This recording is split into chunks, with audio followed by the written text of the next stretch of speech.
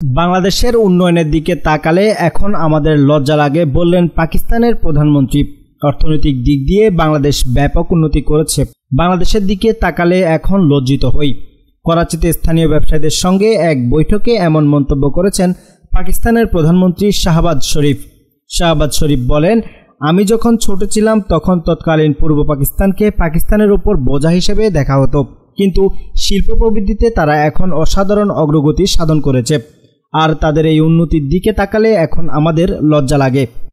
পাকিস্তানের বাণিজ্যিক রাজধানী করাচির সিন্ধু সিএম হাউসে অর্থনৈতিক উন্নতির উপায় খুঁজতে ব্যবসায়ীদের সঙ্গে বৈঠক করেন প্রধানমন্ত্রী শাহবাজ।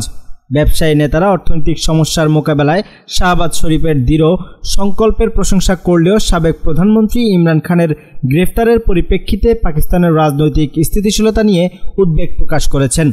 পাকিস্তানের অর্থনীতির মোড় ঘুরিয়ে দেওয়ার জন্য প্রধানমন্ত্রীকে রাজনৈতিক স্থিতিশীলতার দিকে মনোনিবেশ করারও পরামর্শ দেন করাচির ব্যবসায়ী সম্প্রদায়। তারা নতুন প্রধানমন্ত্রীকে ভারতের সঙ্গে বাণিজ্য আলোচনা শুরু করারও অনুরোধ জানান। IMF-এর সঙ্গে কাজ করে দেশের মুদ্রা বাজার কিছুটা স্থিতিশীল করায় ব্যবসায়ীরা সদ্য গঠিত সরকারের প্রশংসা করেন।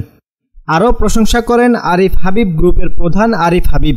তিনি প্রধানমন্ত্রী শাহবাজকে ভারতের সাথে বাণিজ্য আলোচনা শুরু করতে এবং রাজনৈতিক স্থিতিশীলতা আনতে কারাবন্দী PTI চেয়ারম্যান ইমরান খানের সঙ্গে সুসম্পর্ক গড়ে তোলারও পরামর্শ দিয়েছেন। উল্লেখ্য, ভারতের জম্মু কাশ্মীরের বিশেষ মর্যাদা বাতিল এবং দুটি কেন্দ্রশাসিত অঞ্চলে বিভক্ত হওয়ার পর প্রতিবেশী দুই দেশের মধ্যে সম্পর্কের অবনতি ঘটে।